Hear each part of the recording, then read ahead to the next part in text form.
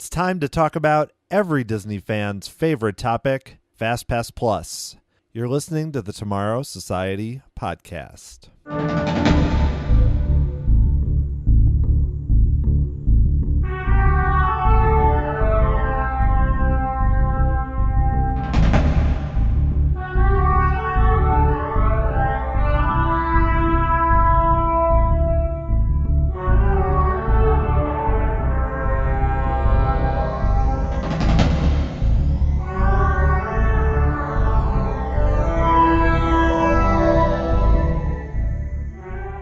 Hey there, welcome back to the Tomorrow Society podcast. This is your host, Dan Heaton. Episode 18, we are going to talk about FastPass Plus. But before I do that, I do want to talk about some sad news in the Disney community. Right before the end of the year, we did lose Alan Mize, who was a constant presence on Twitter and also a co-host of the Enchanted Tiki Talk podcast. I didn't know Alan very well. We'd interacted a little bit online. The usual kind of back and forth on Twitter about Disney issues. But I could tell he was a really enthusiastic, just a cool member of the community. A lot of people knew him. You could just tell based on the reaction to when he passed away that he really made his presence felt, and it's a huge loss. And I mean, he was a young guy. He just had a baby. And as a dad myself, who has two girls that are young, I can totally sympathize with how challenging this has to be. And there is a GoFundMe page up for Alan's baby daughter for her college. I will put a link to it in the show notes. It's very easy to find too if you just go on Google and search for Alan Mize GoFundMe. But I highly recommend that you donate if you can, because he was a really good contributor, very nice guy, and he will be missed. So sorry to hear about Alan, and his family is definitely in our thoughts. So today I'm going to talk about FastPass Plus. The main reason is that my family, we are doing a trip over my daughter's spring break in March. So I recently did my 60-day FastPass Plus reservations. And it kind of jogged some thoughts. I wanted to talk a little bit about my overall thoughts on FastPass Plus, how it's changed a bit over the last few years. I'm going to give my 3 pros and cons of FastPass Plus, and then the main part of the discussion is going to be just talking about my schedule and what my strategies were in choosing them and how I planned out the days. So it's just going to be me, a little different this time. We've got some great guests coming up soon, but I thought this would be a fun bridge in between and could lead to some interesting discussion. So let's get into it. Let's talk about FastPass Plus.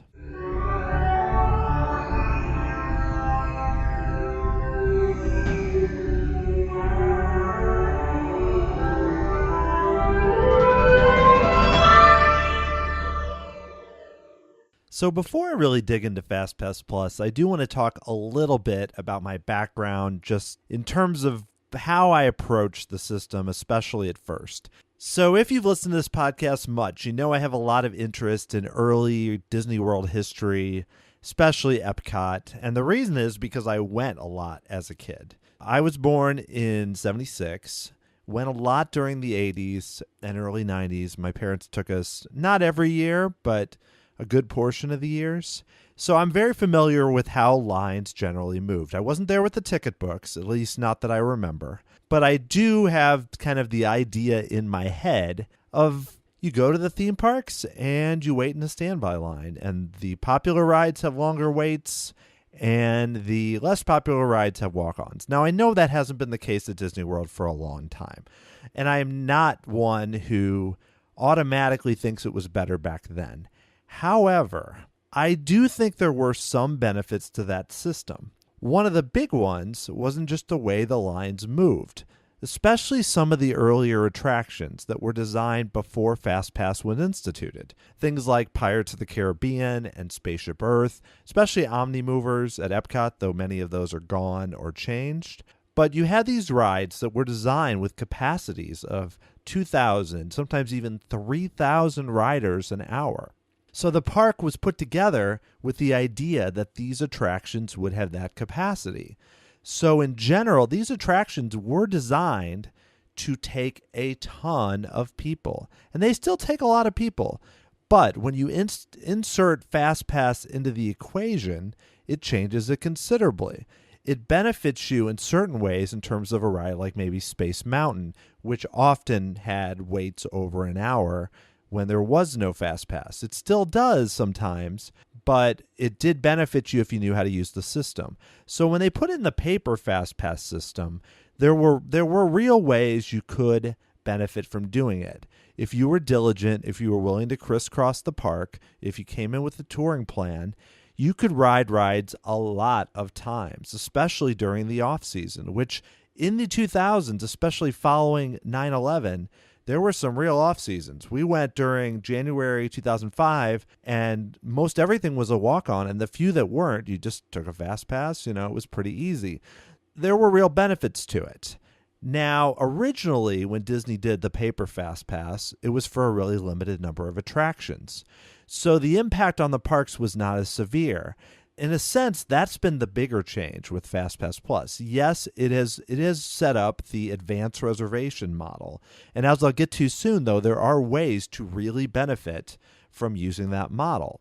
However, when they added it to so many other attractions, it really changed how a lot of rides function. So you do have a situation where headliners, like your Splash Mountain, Big Thunder, Space Mountain, have shorter lines overall than they originally did. However, you run into a situation where it's almost like shifting, because now you have some of these other attractions that the lines don't move the same way. Standby lines come to a standstill.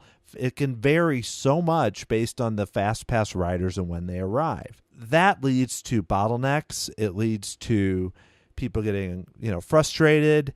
There can be a lot of other factors. Now, granted, you can also say that can be offset by the fact that you just walked onto a headliner. Like if I just walk on to Seven Dwarfs Mine Train and wait for 3 minutes with my FastPass, and then I wait for 20 for Winnie the Pooh, I may think, well, why is that 20 or 40 or whatnot? But there's a shifting. So that's where I come out in general on it.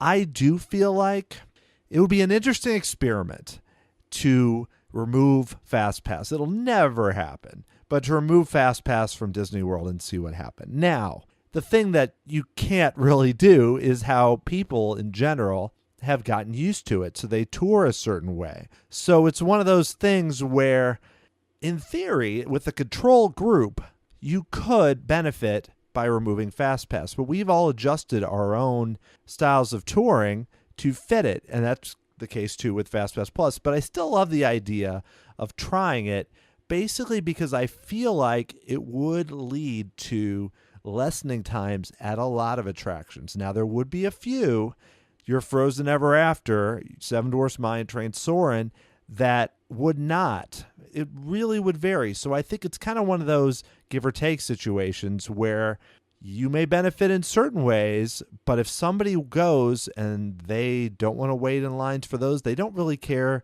If they'll just hold out for a while on Pirates, find the right time, it could benefit them. But it's a tricky subject. And I do want to talk now about FastPass Plus in that I have grown to like it more in the last few years. Now, I'm going to read you a quote that I wrote in an article for Theme Park Insider. This is before I had this blog or podcast. This was about 2 years ago. It was March 2015. Here's a brief quote that kind of gave how I was feeling after, I think, was my first use of FastPass Plus. Disney is a much different entity today from the company that built the parks. Disney is consistently seeking out new revenue streams. They've strategically decided to concentrate on internal efficiencies more than new attractions. My concern is whether they're heading down the wrong path. My family still had a great time in our last trip and will definitely return. Even so, changes like FastPass Plus do make me question what I'll choose in the future. Will Disney World evolve into a place I don't recognize? I sense it might be heading in that direction. There's a few things I wanted to point out. This was several years ago, and it was at the end of a fairly positive article, but there's a few things that have adjusted a bit. I was talking about how they're focusing on efficiencies and looking for new revenue streams. That's definitely still true.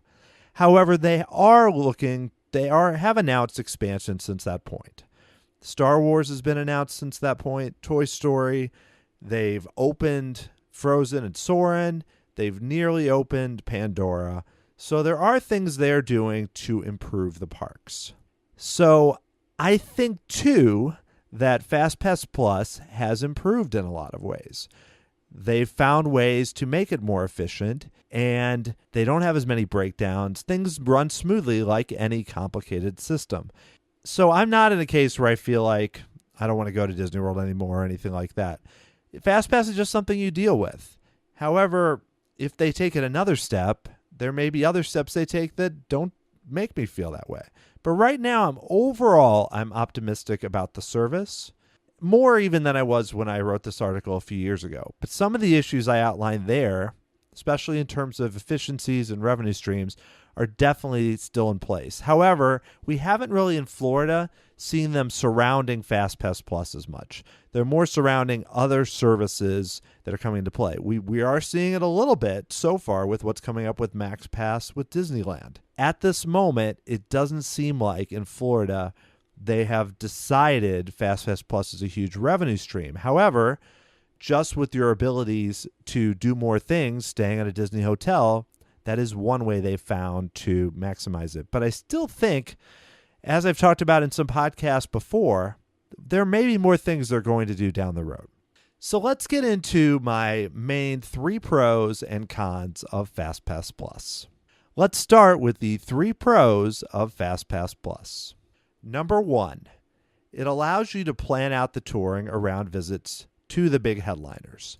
Now, what I mean by that is there's less uncertainty when you go in. So let's look at it as a family like mine that does not go 6 times a year, which lately been going about once a year. Sometimes, it's a little less. And I'm going with kids. So there are a few rides that they really want to do, like your Peter Pan or Seven Dwarfs Mine Train or even Frozen. So what FastPass Plus does allow you to do, assuming especially that you're booking 60 days out, is you come in knowing, okay, I don't have this nervousness feeling that if we don't get up at rope drop, get there early, we're going to wait 2.5 hours. Now, barring some mechanical difficulties or weather in certain cases, if you have a Fast Pass, you are going to get to ride it. So then you're able to set up your touring, which I'll talk about later in terms of my days, around the system. So you say, okay, I know I'm going to be here between 10 and 11, here between 1 and 2, here between 3 and 4. Okay, how am I going to fill things in with my meals and with other things?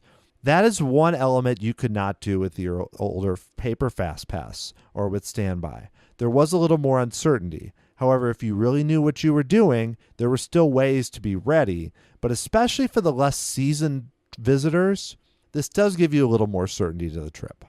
Number 2, you can maximize the system now with using the app, particularly in the Magic Kingdom. And this is the big change that I mentioned recently. When I went that first time in 2015, and even last year when I went, because it was before the change, the app was helpful for changing times, but the app was not useful for additional Fast Passes. And this is really true, like I said, at the Magic Kingdom, because now you have a case where there are a lot of rides. If you plan it out right and you're not there on Christmas or the busiest time, once you've used up your Fast Passes, you could easily go 4, 5, 6, 7, a bunch more, especially if you're smart, maybe even further.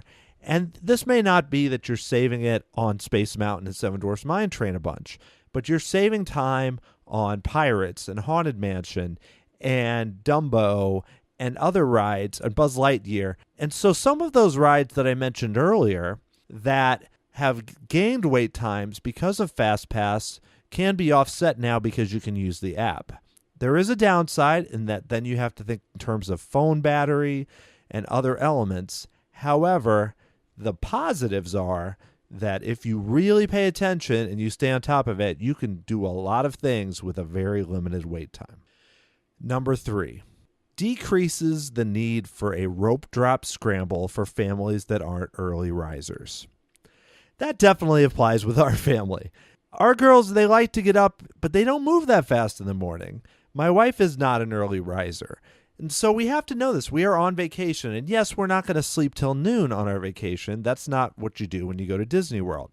However, we're also not going to get up at 6 a.m., be there at 8 a.m., before the gates even open, see the welcome show, and rush to attractions. Maybe that'll happen when my girls are teenagers, if they're still interested in Disney. It's not really going to happen now. But what we can do here, because of FastPass Plus, if we're able to at least arrive at an okay time, let's say 9:15, we're still able to do a few things, and then we know, I'll set up Seven Dwarfs Mine Train. I'll set up Space Mountain. I'll set up something at around 10:30 or so. We'll do the few things that are less popular, and we'll hit those, and we're not in such a rush mode. And I underestimate that, because personally, if I was just going, or if it was a different setup, I would just get there really early, and I'd say, well, this doesn't benefit me as much. But when you have a family, there are benefits, especially when you get to day 3, 4, 5 of the trip. It's really tough to get as rolling as you might want to be. You have to respect that. You want to eat breakfast. Maybe you want to spend time at the resort for a little bit in the morning. Maybe people just want to sleep in and watch a little TV. This is all benefit from the system. All right, now we're going to talk about the 3 cons of FastPass Plus. And some of them are kind of the flip side of the pros, actually. Number 1, requires more advanced planning and knowledge on which parks to visit. And this is probably the biggest complaint people have, especially old school Disney fans, have about FastPass Plus. It doesn't bother me as much because I like planning. I plan way more than I need to. It's like a fun thing, especially when you get within 2 to 3 months, especially now. My brain is going constantly. So it doesn't bother me as much. However, that is a legitimate complaint. People don't want to look at their trip and say, I'm going to go to Epcot here. I'm going to go to Magic Kingdom here. I'm going to go to Hollywood Studios. I want to ride that at 10. What if I don't want to ride that at this time? What if I wake up and I want to go to the Animal Kingdom? The idea of more spontaneous parks and touring, if you want to maximize your trip and the attractions you see, FastPass Plus does not benefit you in that way, because you are booking. If you stay at a on-site resort, you are booking your fast passes, if you're smart, 60 days out. Now, granted, if you set it up for Pirates or Spaceship Earth or Nemo or something like that, you can change that very quickly. So there's not as much pressure there. However, with some of the biggest rides, especially Frozen Ever After and Seven Dwarfs Mine Train, if you want to ride those, you're not going to be able to, most of the time, change it at the last minute, particularly change it to a time you want. If you change it, it's going to be 10 p.m. or something you don't really want. So the advanced planning definitely gets heightened, and this is something where either new visitors or old school visitors might not be a fan. Number 2, this is one I mentioned earlier. Slowing down the movement of queues, particularly with continuous loaders and second-tier attractions. This is a case where I think Disney overshot. And I'm not even talking as much about with Spaceship Earth and some things, because that is one of the more popular attractions in the park. But Disney overshot because when you set up a system where you're limiting the number of fast passes, they only have 3. In the Hollywood Studios and Epcot, there are tiers, so you can't even choose the 3 you may want. Then in order to do that, they need to put FastPass everywhere, because you need to, especially with newer visitors, they need to believe they are getting some value from it. So when they look and they say, hey, I didn't get everything I wanted at Epcot. I couldn't do Soarin', Test Track, and Frozen Ever After, but hey, I got one for Finding Nemo. I got one for Journey to Imagination. At the Magic Kingdom, maybe I booked too late, and all that was left was the Barnstormer and PhilharMagic. That's unlikely, but what you're doing is you are creating a different setup where people do not really understand it, and that is because there are too many attractions with FastPass. So along with the extended lines, it can also create another scenario where people are disappointed. And this leads into number 3. Number 3, creates an illusion of value and spotlights the lack of popular attractions at certain parks.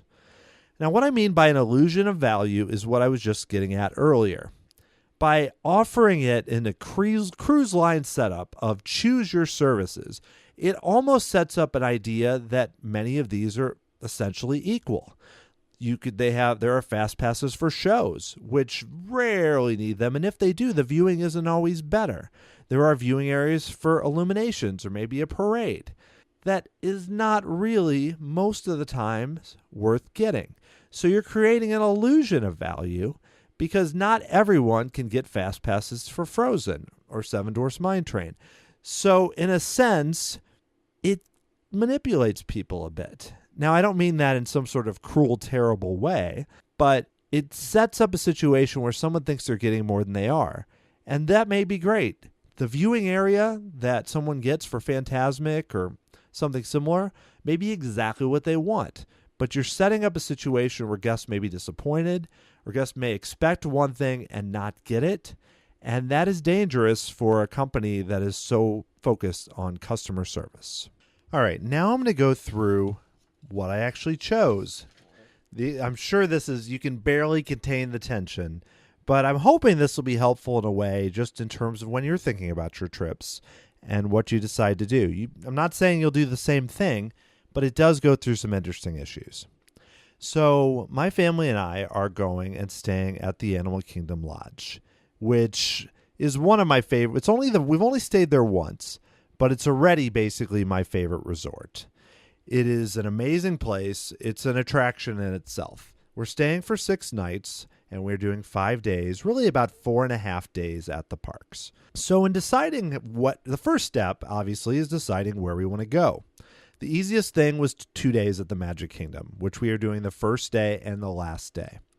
I knew I wanted to see Epcot, just because Epcot's been my favorite park forever. I'm not sure it's there now, but overall, if you go through its whole history, it's still my favorite.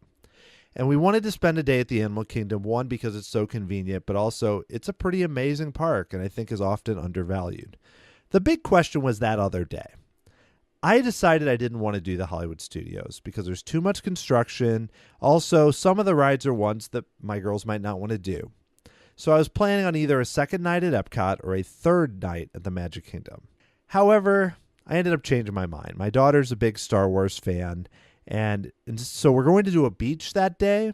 We're going to drive over to the beach for most of the day and then spend the evening at the Hollywood Studios, because then you can hit the few things. She does love Star Tours, and she's going to try the Tower of Terror. We can do Toy Story, maybe see the fireworks. It'll be a fun evening. So let's get into what I ended up picking for Fast Passes. So we start out on day number 1 at the Magic Kingdom. Now, the way I decided to set up touring the Magic Kingdom was basically to split the park in half. That it may not be the best approach in a vacuum, but when you have 2 girls that are almost 8 and almost 4, you can't really set up a situation where you try and circle the park and do everything. When you know you're going for 2 days, I think the best approach is to basically cut it in half. You have a situation where you may cross one way or the other, but you're not trying to hit every spot on the first day, because what will end up happening is you'll end up hitting certain attractions in each area, and then the second time you end up doing the same thing again. And that's just not very efficient, and this is a benefit of FastPass Plus, because I'm able to grab on to the headliners and pick one side and pick the other, and then have one in the middle. So on the first day, we have a Seven Dwarfs Mine Train reservation. 9:45 is the time. And that was the idea I described earlier. We're coming in. We're going to do maybe a thing or two. We'll go maybe see Mickey, maybe go on Winnie the Pooh. Get in that area around Fantasyland and hit Seven Dwarfs Mine Train in that range. Following that, I then got Peter Pan. Peter Pan is one of the most important fast passes to get because it rarely has a short wait. I mean, you can run to it at rope drop, but it rarely has a short wait. It's not the most popular in terms of overall people, but most people can ride it. It's not like Space Mountain, and it loads really slowly. So we have that one at 10:50. Now, for the remainder of that morning, I mean, the conventional wisdom might be to, again, just put on another one, do something right away, get rid of them, and I will do that later. But in this case, we're working around an ADR we have at Be Our Guest, which is at 145.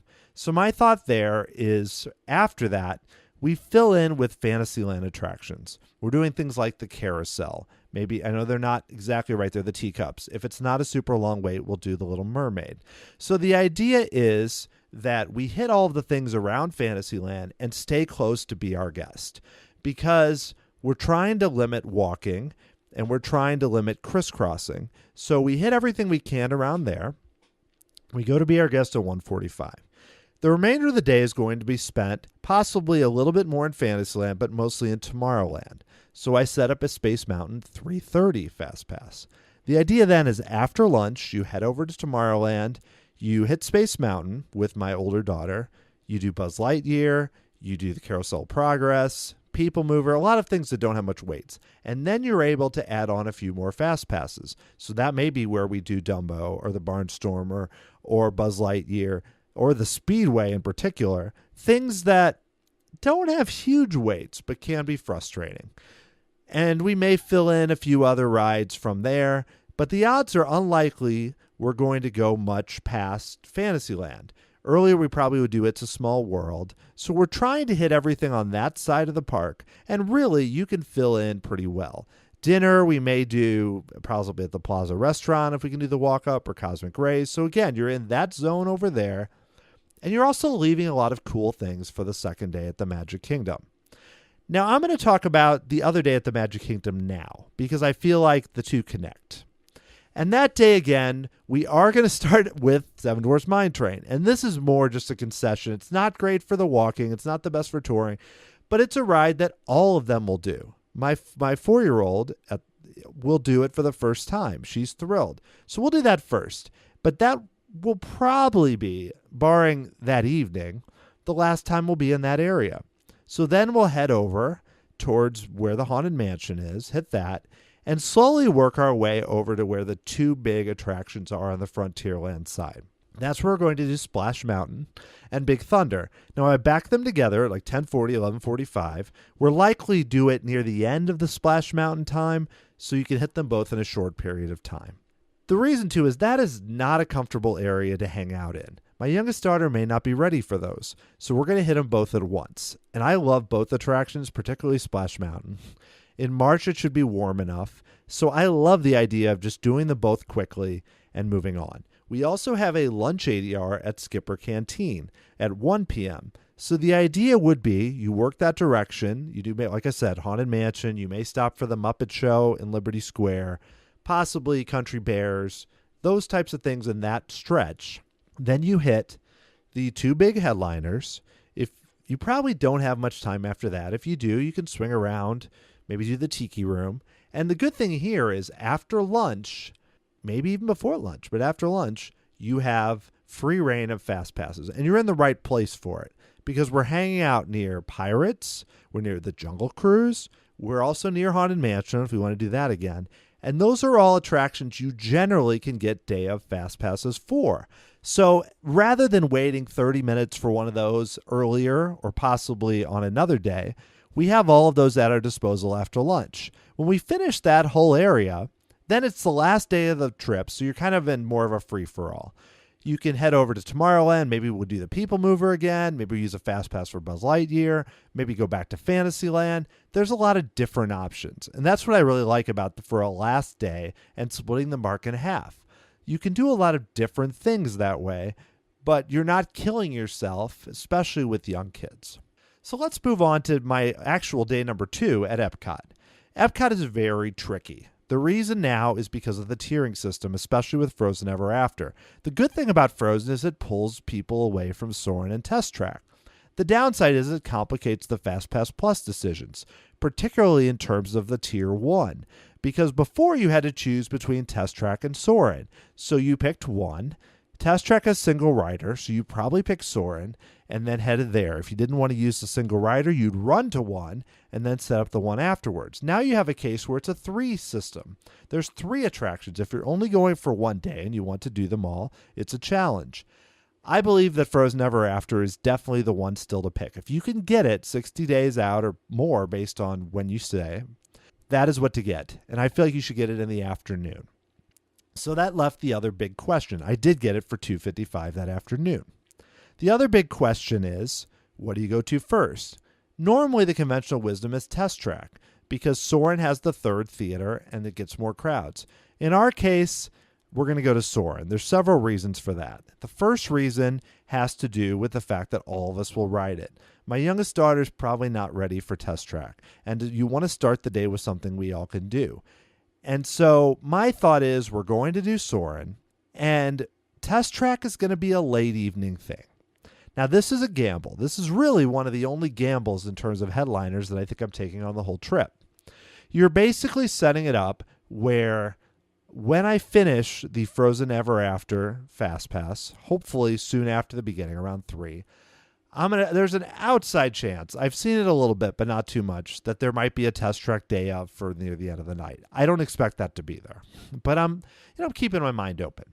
If not, we're looking at a case where it's probably the last thing we do. So you're talking 8 o'clock at night. It might drop to 30 minutes, and my daughter and I do it. She's probably not going to want to do single rider, but that's always an option if the wait is still 60 minutes and it's our only option.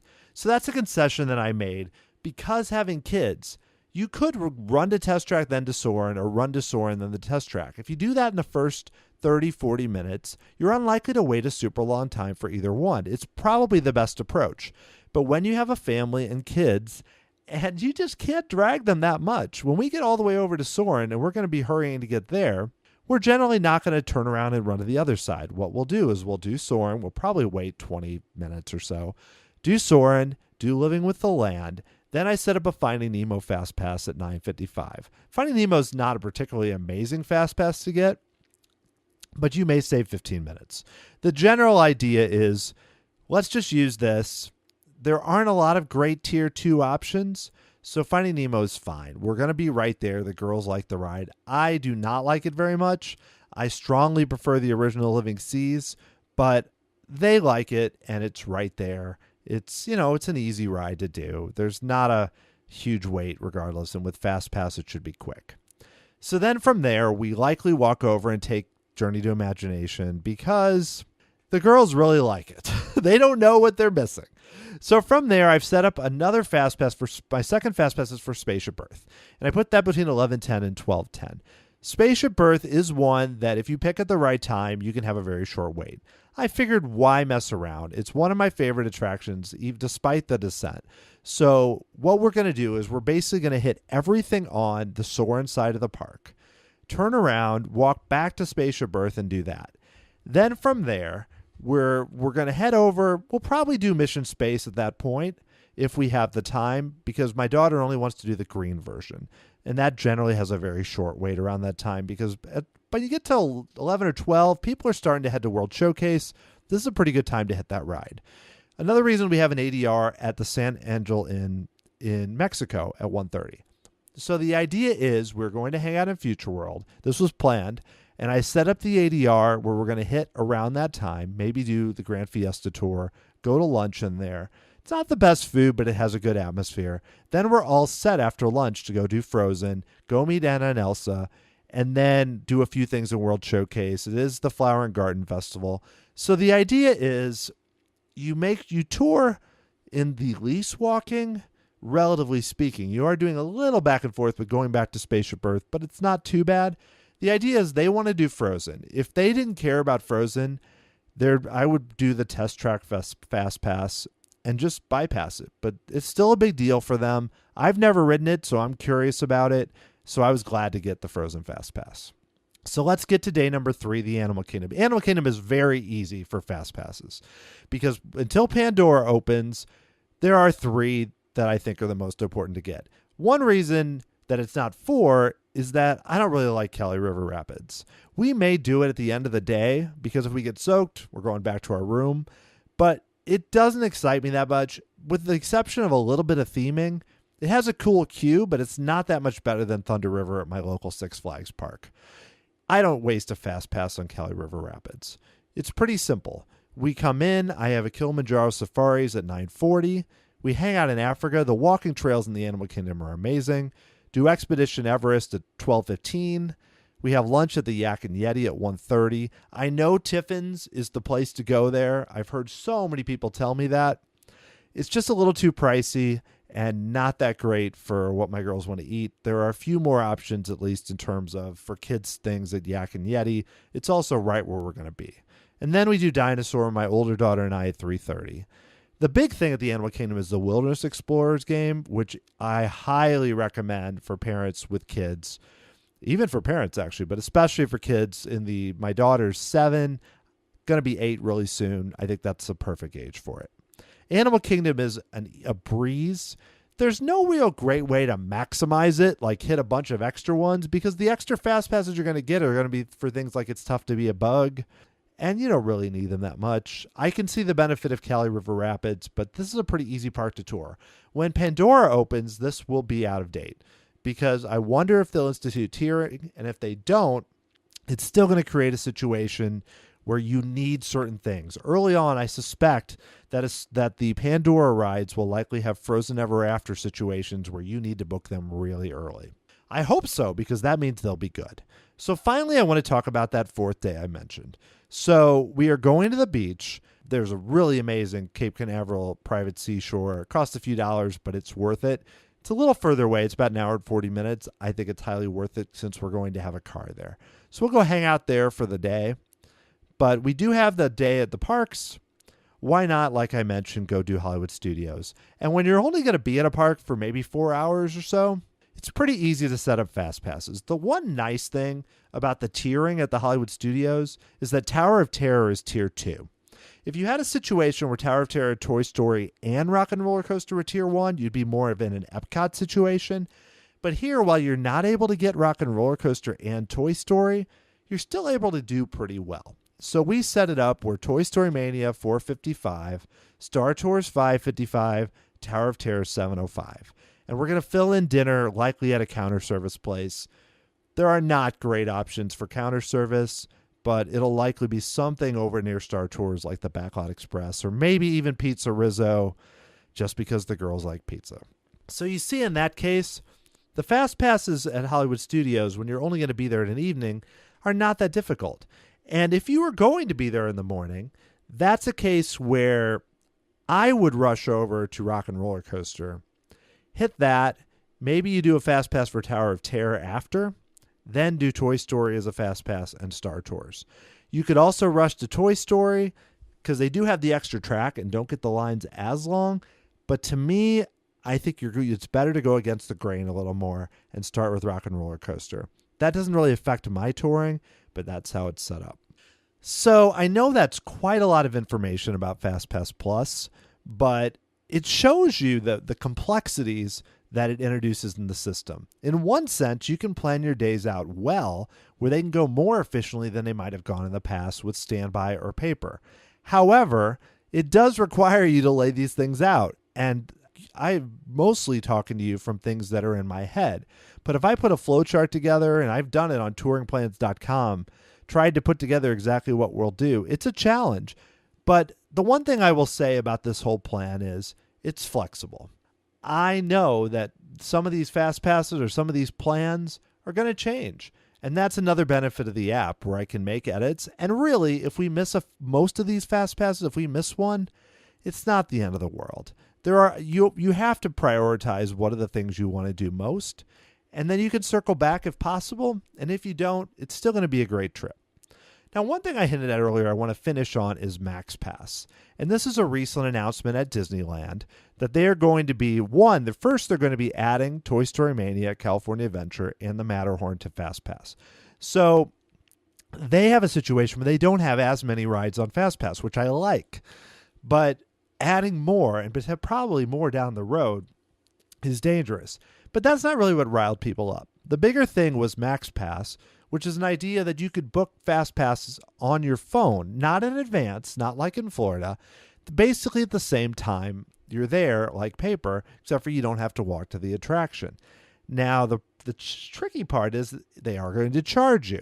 Only $10 per person, but that can add up with a family, but that's called a quote-unquote introductory rate. I'm not as concerned with this rate or even what they're doing now. What makes me wonder is the long-term implications of this. At Disneyland, there are a lot of locals. They've gotten used to the system with paper. Annual pass holders know how to use it, or they don't use it. Setting up this system is going to make people angry, and it has. Now, I don't think that means fewer people are going to go to the parks, but You have to be careful with goodwill. Disney's introduced a lot of ticket price increases in California. It's almost like they're trying to push people away so that they can make the parks less crowded, because I've heard they're crazy. It's dangerous. Now, since I've been focusing on Florida, I don't believe they're going to start charging in Florida at this moment, because they've set up a system where people expect a certain thing. If they change it, it would actually probably get a worse reaction in Florida, because people are used to it not costing money. They'd likely pay it, but you have to be careful with loyalty, and that's a case with ticket prices. It'll be interesting to see what happens, but at this point, I don't think they'll charge, but nothing would surprise me given what's happened so far. Well, that was a lot to talk about. I hope you enjoyed that and were able to get something out of hearing about my FastPass experiences. And I really do like the service overall. It's just tough to shake that feeling that I had from when I used to go to the parks. And that's the case with a lot of Disney fans. That's hard to understand if you started going in 2008, or especially after FastPass Plus was initiated. If you have any thoughts about this podcast, or you want to send me any questions, you can email me, dan@tomorrowsociety.com. Or you can reach out to me on Twitter @TomorrowSOC, or on Facebook @Tomorrow Society. And I always love ratings and reviews on iTunes. They help to spread the word about the show and get me a chance to talk to amazing people, which I have a few coming up, so I hope you enjoy those. Thank you so much for all the support and for listening, and I'll talk to you all again really soon.